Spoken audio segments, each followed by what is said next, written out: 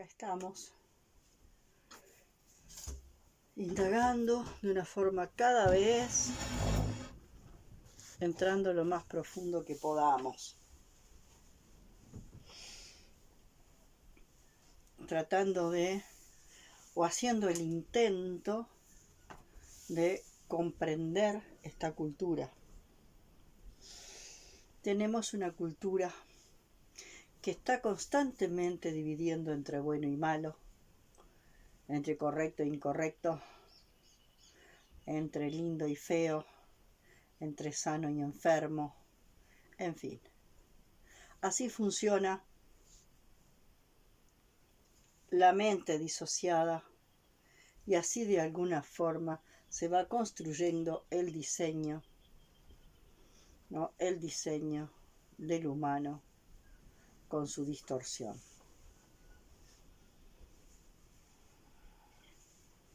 Entonces, ¿qué es lo que sucede? Creamos lo que de alguna forma, yo voy a usar determinadas palabras, pero van a tener que ver bien lo que yo planteo desde el contexto en que lo planteo. Porque si bien yo tomo palabras, por ejemplo, como voy a tomar la palabra de la normotomía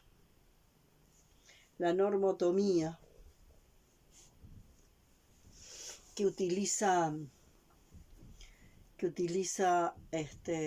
Hammer. Y no sé si yo voy a usar esa palabra con el mismo exacto significado que la usa Hammer. Creo que lo uso con un sentido aproximado, pero no sé si de alguna forma va a ser similar. Nosotros vivimos en una cultura de la normotomía. Como vengo diciendo en videos anteriores, esto de la normotonía, o el tono de lo que llamamos normal. ¿Cuál es el tono de lo normal? ¿Cuál es el tono de lo estable? ¿Cuál es el tono de lo equilibrado? ¿Cuál es el tono, no? Entonces, ya planteando lo que he planteado en los videos anteriores, donde Freud ya decía que la pulsión de muerte tiende a esa armonía eterna y permanente. Hay una tendencia de la fantasía compensatoria que pulsa dentro de nosotros. Hay un pulso de la fantasía compensatoria, hay un anhelo de retornar a una cierta quietud, de una armonía absoluta y eterna. Y Freud plantea que eso sería volver a lo inorgánico. Y yo en los videos planteo que no, que sería volver, que yo no lo veo así, que no sería volver a lo inorgánico. Porque en lo inorgánico, o en lo llamado inorgánico, en eso que llamamos inorgánico, no está esa quietud de la que habla Freud. Cuando empezamos a indagar en lo inorgánico, hay pulsos constantes, porque de alguna forma la conciencia está presente. Quizás la conciencia que está presente en lo que llamamos inorgánico, o sea, el reino mineral, es bastante más lento. Pero también lo inorgánico se vuelve un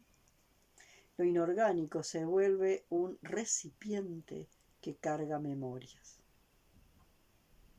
Eso es lo que sucede cuando se colocan piedras de lava en un temazcal y se llevan al rojo vivo. Entonces, toda la memoria que de alguna forma entró en esas piedras al rojo vivo, en esas piedras se activa al ponerlas al rojo vivo. Quiere decir que en en esas piedras como recipientes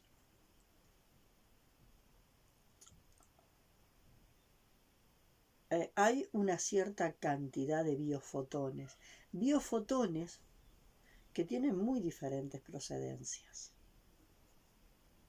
Entonces, de alguna forma, también tener claro que todo el universo expresado es conciencia,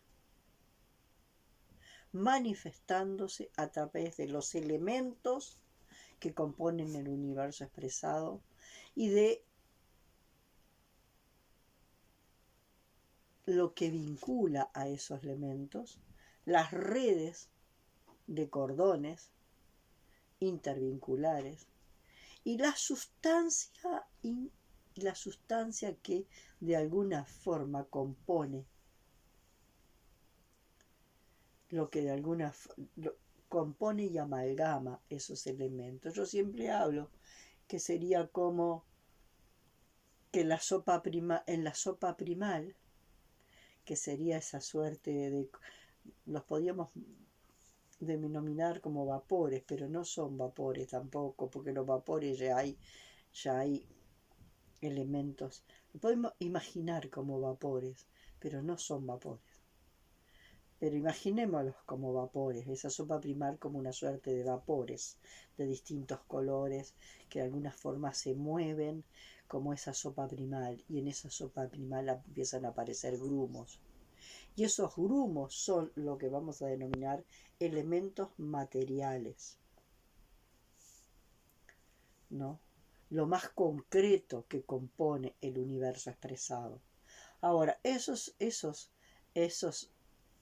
grumos van a seguir conectando por el resto, ¿no?, de esos vapores, que no son vapores, ya les digo, pero que es la forma más clara de poderlos imaginar, como si fueran vapores.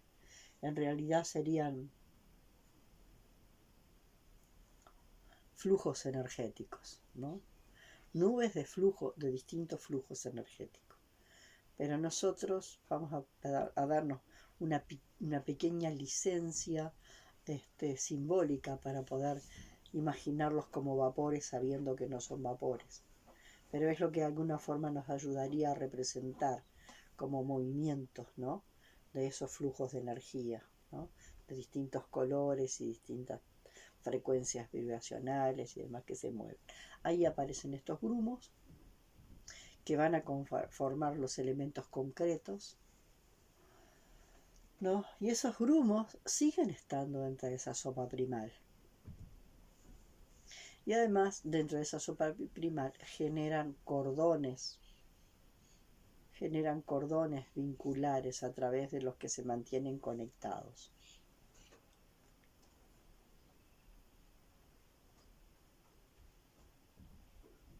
Entonces, cuando estamos en esta manera de entender la existencia, ¿no?, cada uno de nosotros, como elementos componentes del universo expresado, estamos sostenidos por esa sustancia que nos amalgama y que nos contiene y en la cual nos podemos mover, y también conectados por cordones que también serían como cables telefónicos, digamos, metafóricamente también, a través de lo cual nos vamos como conectando e intercambiando información, ¿no? Bueno,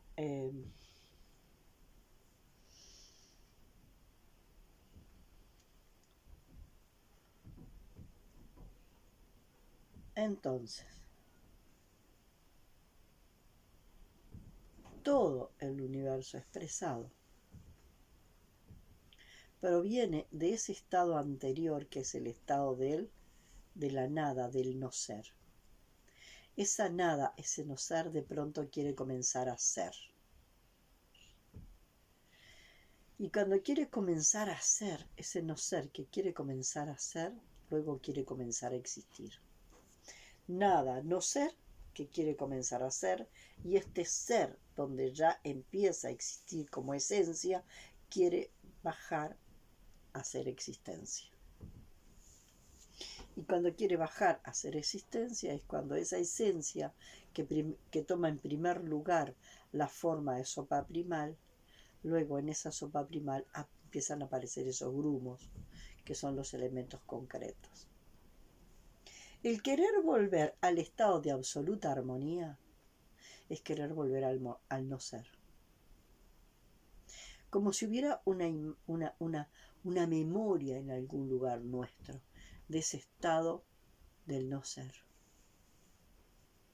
De ese estado del no ser, de una quietud absoluta del no ser.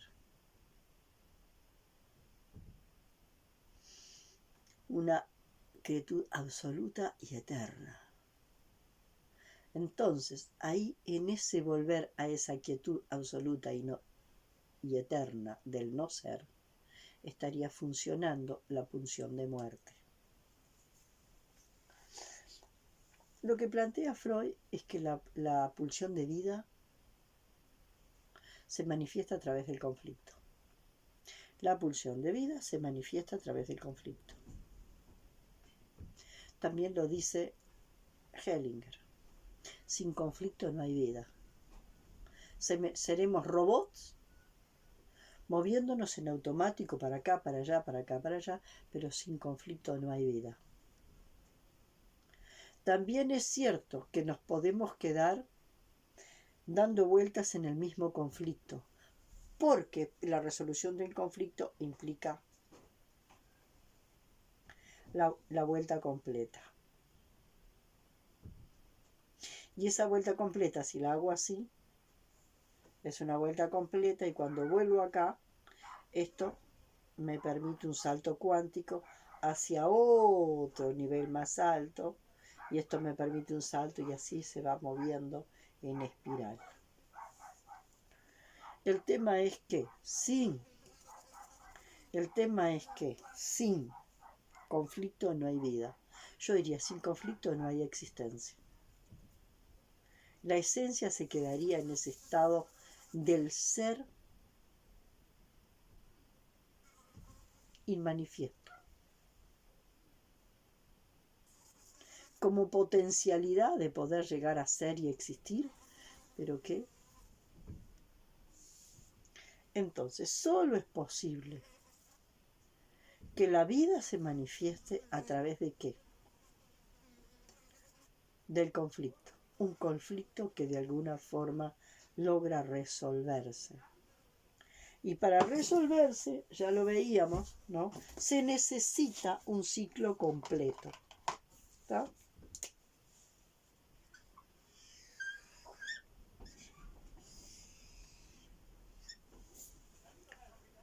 ¿Está?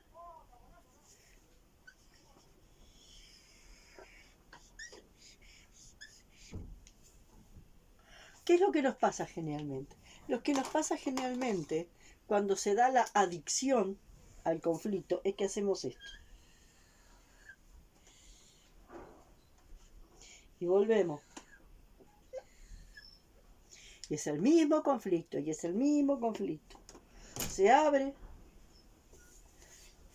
Aparentemente habría una tregua.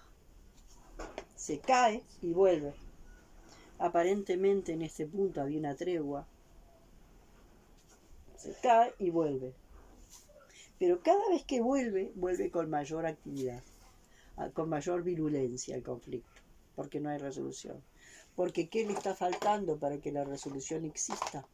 Para que la resolución exista le está faltando que el conflicto complete la gesta. Y es lo que no hacemos. Entonces, o el conflicto no se mueve y lo tenemos acá, y estamos en un estado de congelamiento total, en la fantasía de la armonía, ¿no? algo que en realidad no logramos nunca. Entonces, cuando no lo logramos, creemos que esto es culpa de un elemento externo. Sí. Bueno, se cortó un poquito el video y acá estoy con esto que decíamos.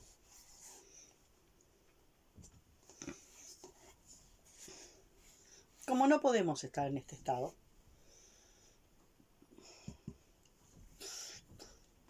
lo que nos saca del estado, lo que nos saca de este estado es algo de afuera. Es exógeno. Entonces nosotros lo que tenemos que hacer es exterminar a ese gran enemigo que me saca de este estado. ¿Ah? Y entonces tengo que exterminar a ese enemigo que me saca de este estado. Y entonces por eso empiezo el conflicto, y el inicio del conflicto es contra otro, hasta que hago la tregua. Y cuando hago la tregua, ¿qué hago? Caigo. ¿No? Caigo. Y parece que en esa tregua logro de vuelta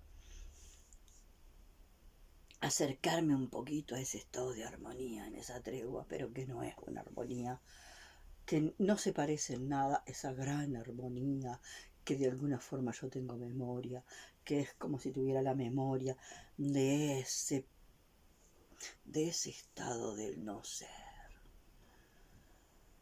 No sé.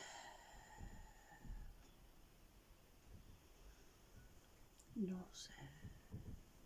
Parecería que tuviera una memoria de ese no ser. En algún lugar dentro de mí recuperara la memoria de ese no ser.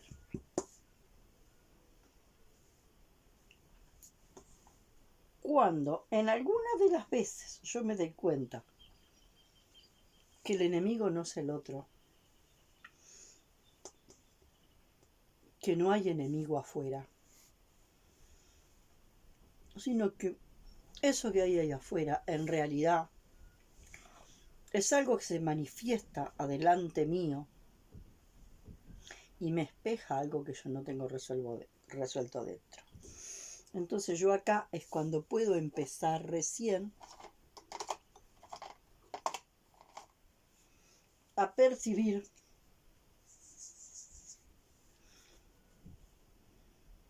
que la resolución está dentro de mí y conmigo.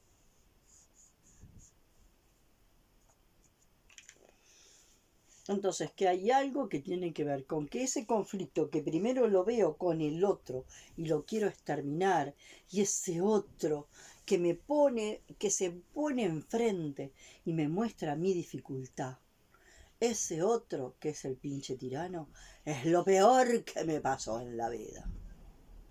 Mi pinche tirano es lo peor que me pasó en la vida.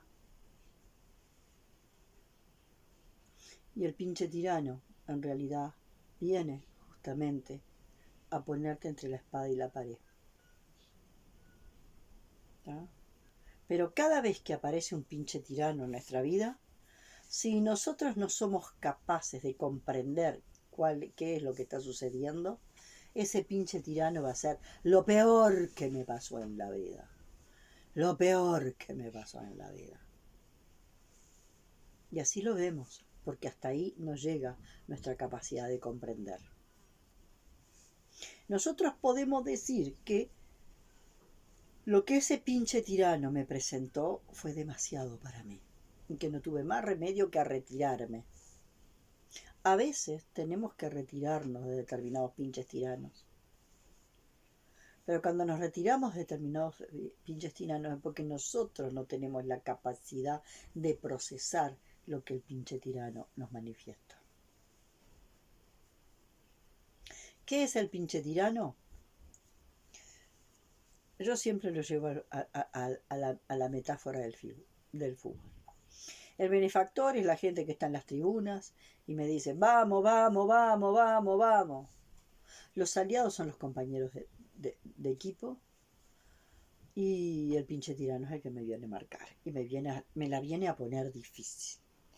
La viene a poner difícil. Me marca por allá, me marca por allá, me marca por allá y me la viene a poner difícil. Entonces hay veces que no tenemos ni los circuitos lógicos ni los circuitos neuronales, no tenemos la cantidad de circuitos suficientes como para poder lidiar con un pinche tirano que nos lleva a extremos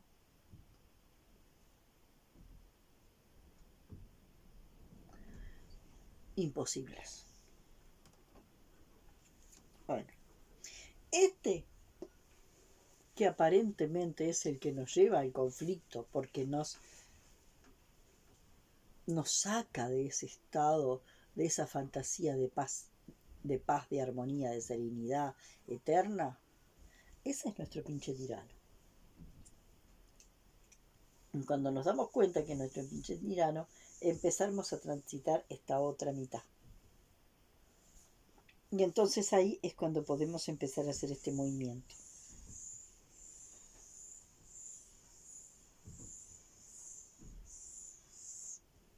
De este lado, vamos a ponerlo con otro color. De este lado es cuando me encuentro con el pinche tirano.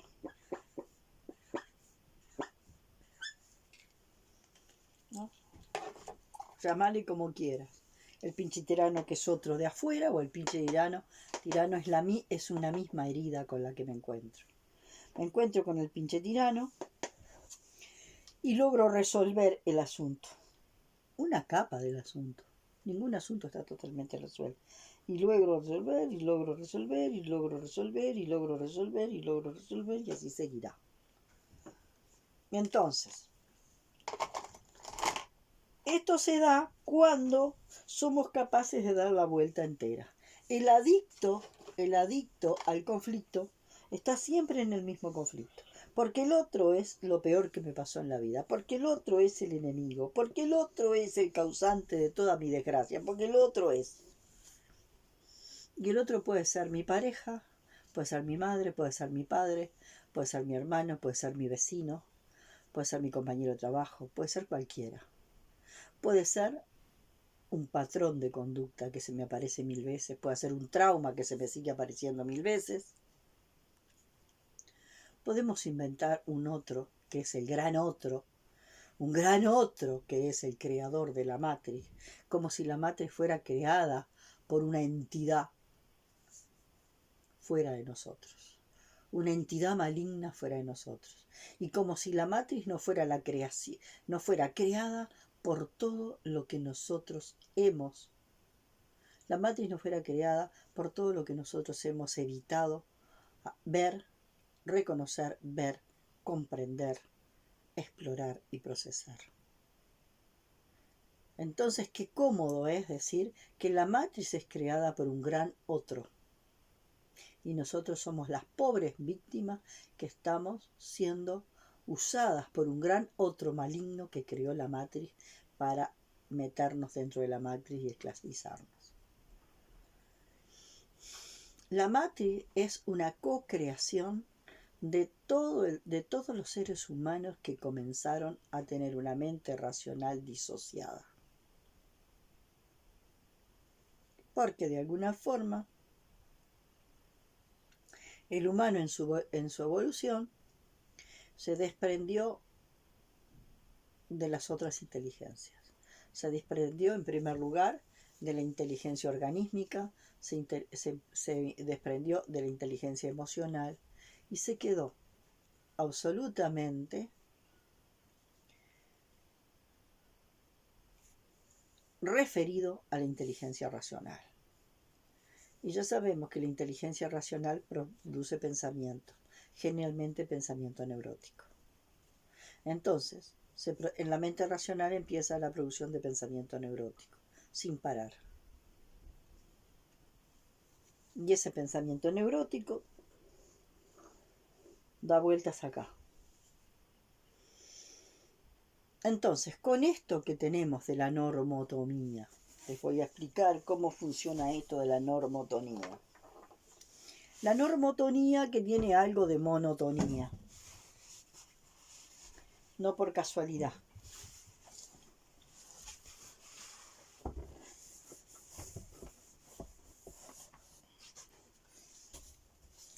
Entonces, en este mundo nosotros tenemos que vivir en esa ilusión de la normotonía. Entonces comenzamos a caminar, ¿no? Comenzamos a caminar, intentando hacer un camino maravillosamente normal, equilibrado. Mentira. Todos los traumas, empezando por este primer trauma, que es el trauma del parto, ¿no? Que no tiene, que es terrible. Todo eso, ¿qué hace? Lo sepultamos. Acá aparece otra situación traumática. ¿Qué hacemos? Eso no existe, eso no existe. ¿Y qué hacemos con ese otro contenido? También va para abajo. ¿Y qué pasa acá? Otro.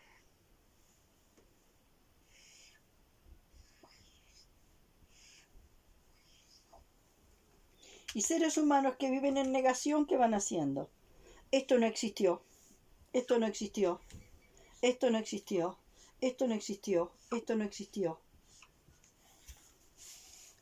Y entonces nos vamos creando un camino que parece que es armonioso y normal. Y vamos caminando por arriba de ese camino armonioso y normal.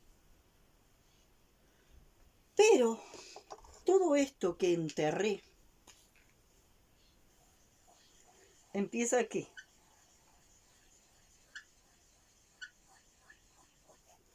Entra en gran ebullición,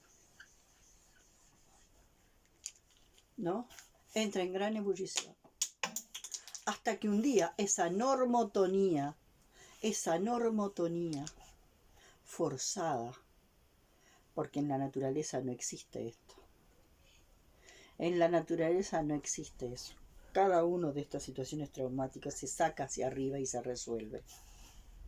Es solo el humano el que, a través de la represión, reprime y esconde. Entonces, un buen día, hay demasiado, y entonces esto que hace, erupciona. ¿Está? Erupciona. A ver si hay otro que funcione. Erupciona.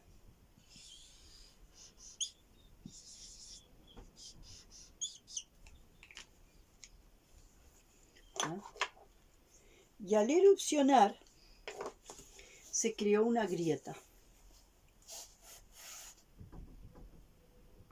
Esa grieta, esta grieta, oh casualidad, esta grieta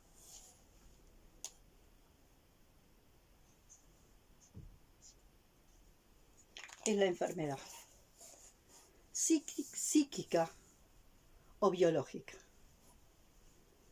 Esa grieta es la enfermedad. Entonces, la enfermedad, decía Jung, la enfermedad no viene a enfermarte. Por lo tanto, la enfermedad no la tenés que curar. La enfermedad viene a curarte. ¿Qué es lo que viene la enfermedad a curarte? A curar. Viene a curar toda esta cantidad de acumulación de trauma que guardaste abajo. Te lo saca a la luz para que los pueda ver. Entonces, esto que vendría a ser la enfermedad, esta erupción de lo inconsciente que viene a ser la enfermedad, es por eso que la enfermedad viene a curarte. Y curarte implica salir de la normotonía. Entonces, de alguna forma, tenemos que entender que en esto existe una alternancia. ¿Ah? Una alternancia. Cualquier elemento externo que yo utilice para volver a este estado de armonía, a la normotonía, lleva de vuelta para acá abajo. Taponea de vuelta y hace que todo esto que quiso salir vuelva para abajo. Así que todo lo que de alguna forma utilices para que una persona, un grupo, un colectivo vuelva a su estado de normotonía, el medicamento que tomes, la dieta, cualquier cosa que te llegue a un estado de normotonía, lo que hace es que esto que quiere emerger no emerja y vas a volver a esta normotonía. ¿Esto por qué? Porque de alguna forma se evita esa secuencia alternada. La secuencia alternada sería esa que de alguna forma tendríamos que recuperar. ¿Tá? El trauma sucede. Empiezo a caminar por una cierta normotonía. Bueno, el trauma sucedió. Entonces, algunos elementos del trauma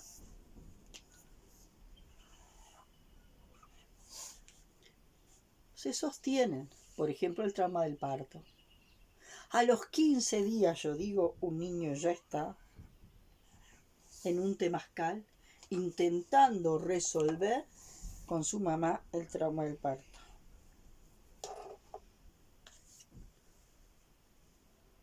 Entonces me permite esa otra vuelta, ese otro giro, ¿no? Ese otro giro, que es el giro de la expansión de conciencia. Y luego vuelvo a caminar otro poco, ¿no? Y aparece otra situación traumática. ¿Qué pasa con esta situación traumática? También, en primer lugar, lo que hago va hacia abajo. Camino otro poquito. Y entonces, eso va a intentar salir y mostrarse, ¿no? Va a intentar salir y mostrarse.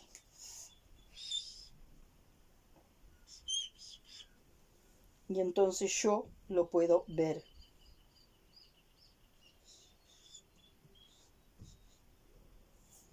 Yo lo puedo ver.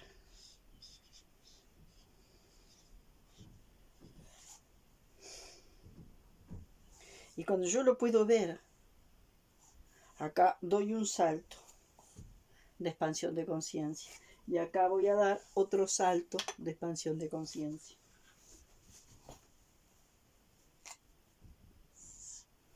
Entonces se dan la alternancia.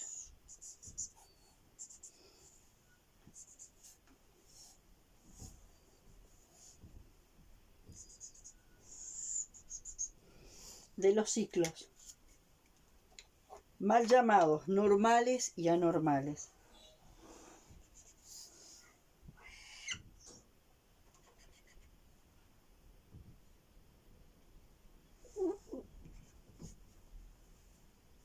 No sé si se entiende. Hay una alternancia. Equilibrio, desequilibrio. Organización, desorganización. Equilibrio, desequilibrio. Organización, desorganización. Una oruga no se volvería jamás mariposa si su equipaje biológico no se desorganizara. El equipaje biológico de una oruga se tiene que desorganizar. Lo mismo pasa con el humano. El humano quizás no cambia, el cambio aparente no es tanto, pero hay un cambio biológico que es bien importante.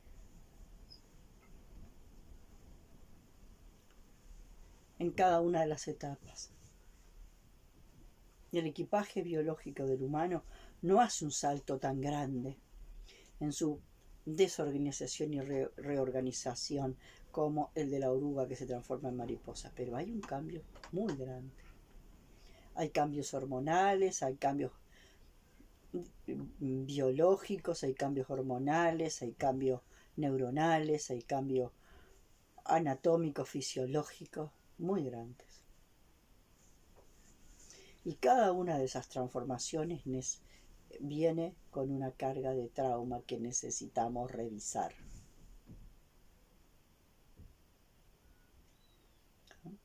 Porque vivir implica, como ya lo he dicho en videos anteriores, el proceso. Traumatización, destraumatización. Contaminación, descontaminación. Y tiene que ser en equilibrio. Tiene que haber un equilibrio y ese equilibrio tiene que ver con este proceso de organización, desorganización. Equilibrio, desequilibrio. Un equilibrio que permita que los ritmos de equilibrio y desequilibrio tengan un ritmo. Un cierto ritmo. Y a veces sucede que no. Si lo vemos a veces, el ritmo, podemos ver a nivel cósmico la maravilla de cómo se van moviendo todos los planetas y las estrellas, y de pronto un planeta se parte, salen meteoritos, se disparan meteoritos, pasan cosas. Quiere decir que hay una cierta normotonía que de alguna forma es irrumpida por una disrupción de la normotonía. Y la disrupción no es una patología ni es una enfermedad, como la hemos llamado, con la carga de patología, no. Es la forma en que sale hacia afuera todo, en que sale hacia afuera todo lo que de alguna forma está pujando por salir, porque lo hemos metido abajo de la alfombra de nuestro camino lineal normotónico, porque somos normales. Y todo lo que no calza en mi modelo de normalidad y en mi modelo armónico, lo voy a meter y a esconder bien abajo. Y abajo eso se revuelve. Campos de trauma que se revuelven, que hierven, hasta que un momento erupcionan. Y cuando erupcionan en nosotros, en los humanos, como enfermedad física o psicológica. Y no es nada más que trauma que no ha sido visto, que ha sido sepultado, que ha sido negado, que ha sido ignorado. Entonces, cada vez que se corta la normotonía, ¿no?, en una persona, en una familia, en un colectivo, cada vez que se corta la normotonía de ese mundo normal, maravillosamente romántico, de la armonía y la paz y la serenidad permanente, ¿a través de quiénes se va a mostrar la enfermedad? A través del más vulnerable. A través del más vulnerable va a erupcionar todo ese campo de trauma que hierve por abajo. Y esto es muy importante que lo tengamos en cuenta. ¿Qué podemos hacer cuando de alguna forma eso está erupcionando? Bueno, podemos decidir volver a instalar la normotonía para que el sujeto a través del que está erupcionando ese trauma inconsciente vuelva a ser un ser adaptado. Y vamos a utilizar cantidad de medicinas para volverlo, medicinas tradicionales para volverlo a la normotonía y para que sea normal.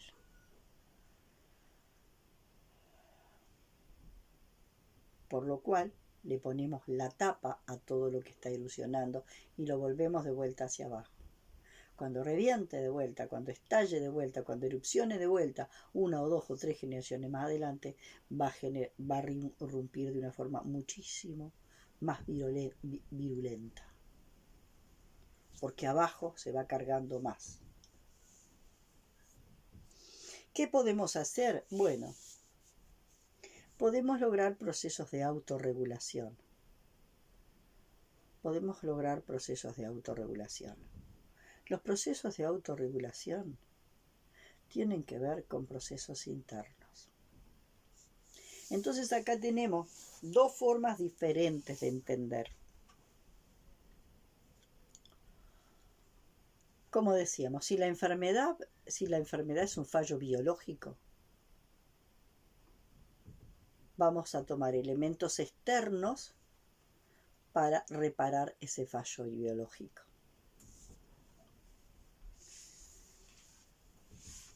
Si la enfermedad, en vez de ser un fallo biológico,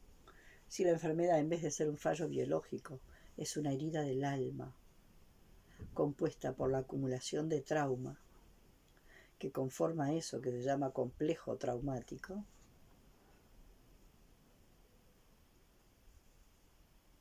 nosotros,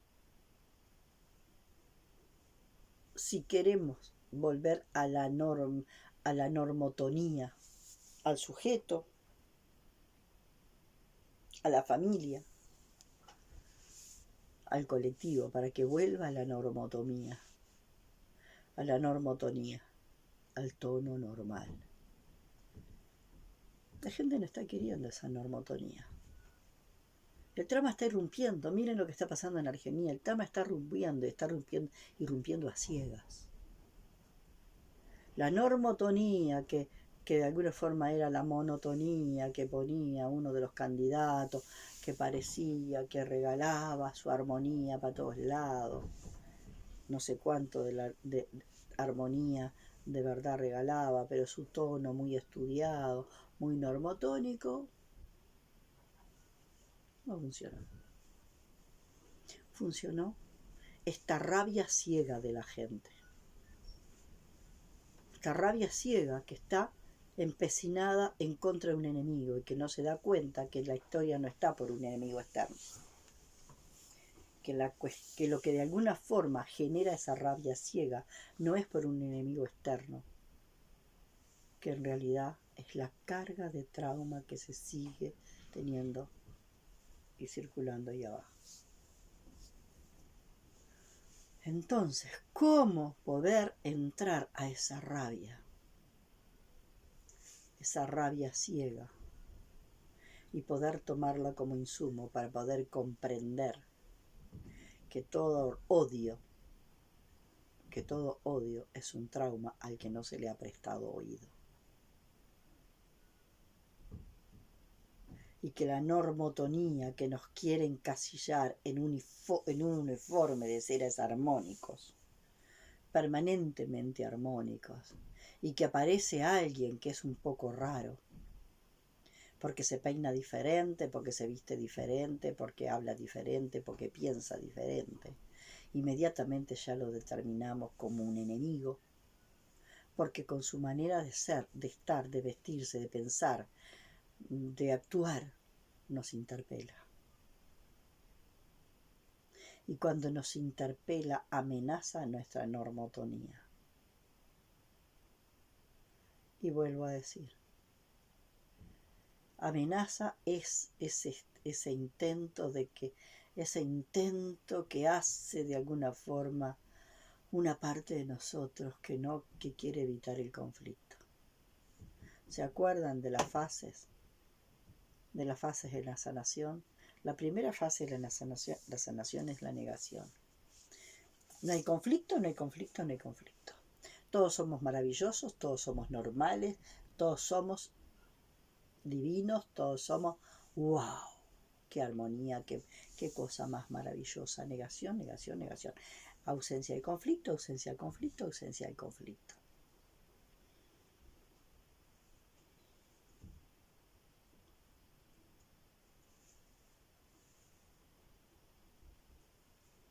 Y luego siguen las siguientes fases. Cuando nos damos cuenta de que el conflicto está y pasamos a la fase del odio. Y ahí empezamos. Yo no tengo nada que ver con el conflicto tiene que ver con el otro y el otro es lo peor que me pasó en la vida, lo peor que me pasó en la vida. El otro es el responsable de lo peor que yo. No lo puedo tomar como pinche tirano. Y ni siquiera me hago responsable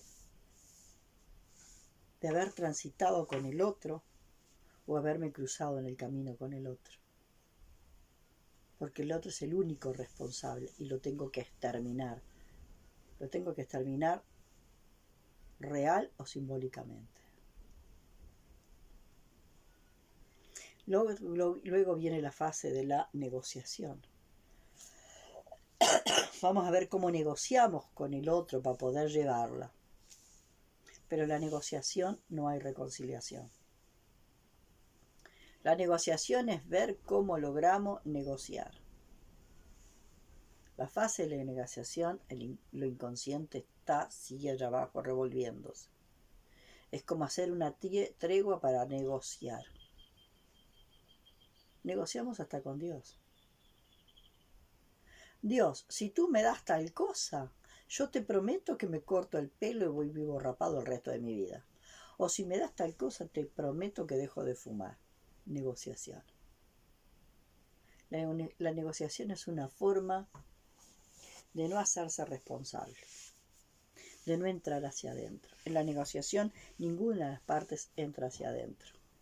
Y si entra a un poquito de la superficie y puede ver y puede revisar quizás algunas actitudes que no estuvieron que no fueron las mejores.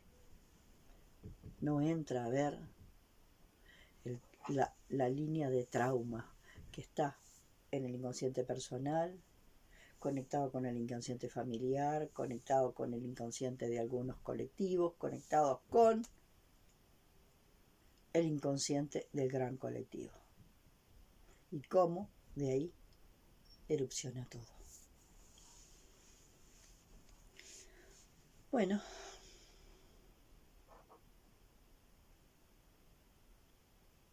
estamos en tiempos donde estamos ante la posibilidad de hacernos cargo. Lo único que podemos hacer cuando aparece una erupción muy grande,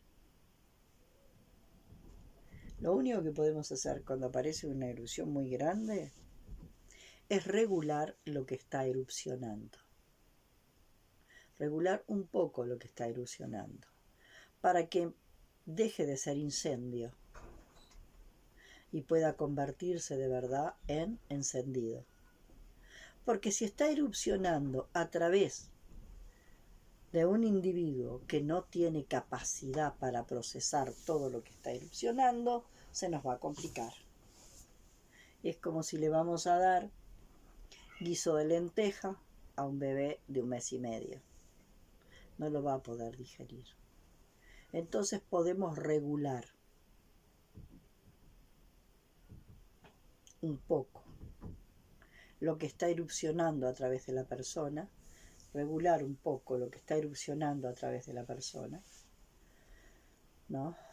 Sí, con algún elemento de afuera hacia adentro.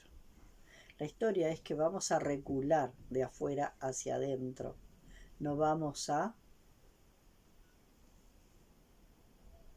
mandar todo hacia abajo. No vamos a volver a sepultar todo de nuevo. ¿Está?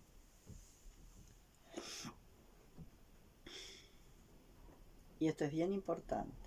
En este sentido, es importante tener en cuenta los 3 paradigmas científicos que se basan en 3 planteos metafísicos diferentes. El monismo de la materia, donde la única conciencia que existe nace del cerebro humano. Todo lo demás que existe es todo en todo lo demás está ausente la conciencia. La única conciencia nace del cerebro humano, ¿no? Entonces, en el monismo de la materia cerebro, emerge de la materia cerebro, que es el formato más elaborado de la materia cerebro, que viene a ser la realidad primera, emerge la conciencia, que es la realidad segunda. Luego tenemos el dualismo, donde tenemos materia y conciencia. Y la conciencia la equilibramos a espíritu, ¿no? La equiparamos a espíritu. Entonces, todo es, las dos realidades secundarias son, las dos realidades primarias son materia y espíritu, que es el nombre que le damos en este caso a la conciencia. Y aparentemente esto tiene una interacción constante, materia y espíritu. Y la tercera es el monismo de la conciencia. Todo es conciencia expresándose. Todo es conciencia expresándose de muchísimas formas diferentes. Todo es conciencia expresándose. Es conciencia expresándose este cuerpo y mi psiquis, mi alma expresándose a través de ello. Y todo es conciencia expresándose. Una piedra es conciencia expresándose. El océano es conciencia expresándose. Un hongo es conciencia expresándose. Porque la primera materia es la conciencia, que tomaría en primer lugar la forma de esa sopa primal. Y esa sopa primal es conciencia. Conciencia que necesita generar procesos de expansión.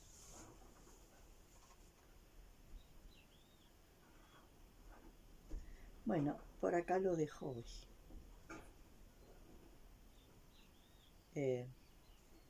Entonces, en esto estamos planteando. Yo también tomo determinados remedios que no remedian cuando el dolor de no puedo más con el dolor de cabeza. Yo también he tomado antibióticos con las infecciones urinarias.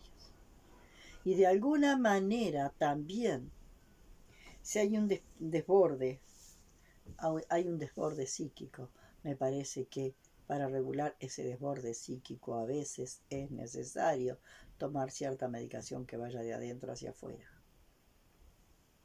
Pero si simultáneamente no se está trabajando todo ese trauma que está ahí abajo,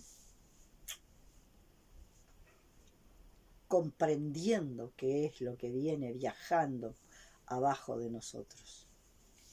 Nosotros vamos muy cómodos por una avenida, muy cómoda, ¿no?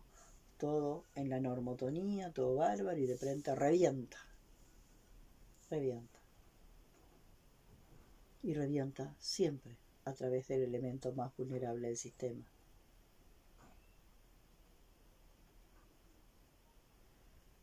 Bien, la otra cosa es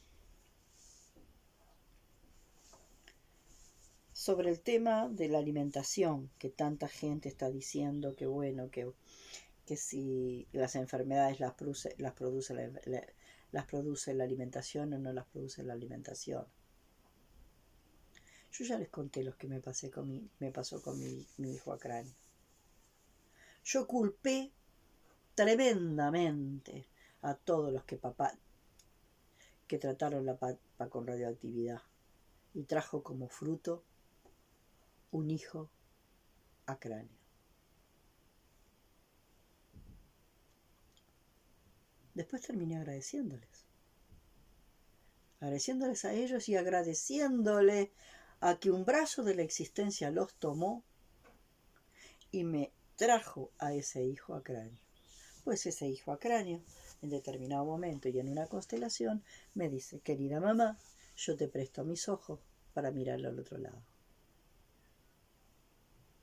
Entonces, ¿cuán anormal fue mi hijo? ¿Cuánto de anormal fue mi hijo? ¿Qué me dijo? Que me prestaba sus ojos para que yo pudiera mirar al otro lado. ¿Cuánto de anormal fue? Claro, no cabe en la normotomía. En la normotonía, donde todo lo sé, donde hay un deber ser en el cual hay que todo tiene que caer perfecto.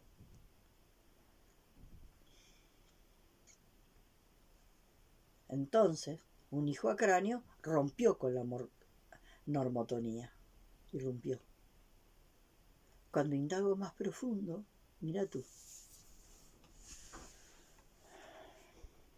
un representante en una constelación me dice justamente eso. Querida mamá, yo decidí regalarte mi muerte para prestarte mis ojos para que puedas ver al otro lado. Entonces, a todos los que trataron con papa con radiactividad, en vez de estar furiosa con ellos, en esa primera fase que le decía, furiosa con ellos, y volver y estar furiosa, y volver y estar furiosa. Cuando vine acá abajo, dije, a ver, estos son unos pinches tiranos. Todos los que trataron papa con radioactividad fueron unos pinches tiranos. ¿Qué tengo que ver yo? ¿Qué me quieren mostrar esos pinches tiranos? Entonces, los pinches tiranos pueden ser esos científicos. Los pinche tirano pueden ser esos científicos que trataron con la papa con radioactividad. Pinches tiranos pueden ser los que están fabricando alimentos en condiciones lamentables. Todos son pinches tiranos. Pero debajo de lo que este pinche tirano trae, hay algo más para ver. Hay otra cosa para ver debajo de eso, de lo que manifiestan esos pinches tiranos. Si no, me voy a quedar solucionando eternamente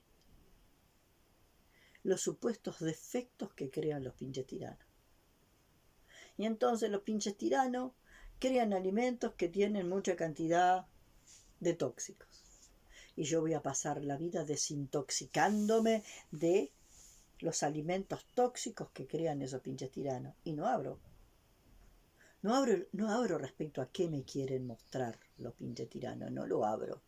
Decido no abrir. Entonces, me intoxico con medicamentos, con alimentos y me desintoxico. Y pasamos la vida así. Me intoxico y me desintoxico. Pero ese es un proceso mecánico. La Gestalt de intoxicarme y desintoxicarme, el proceso de la Gestalt de desintoxicarme e intoxicarme, ¿no? Me intoxico y me desintoxico. Esto no puede ser un proceso mecánico. Como alimentos que me intoxican y entonces mecánicamente utilizo técnicas para desintoxicarme. Si yo acá realmente en este proceso de desintoxicación no tomo en cuenta la herida del alma que intoxica mi psiquis, voy a estar eternamente en un círculo vicioso. Yo necesito adentrarme ahí.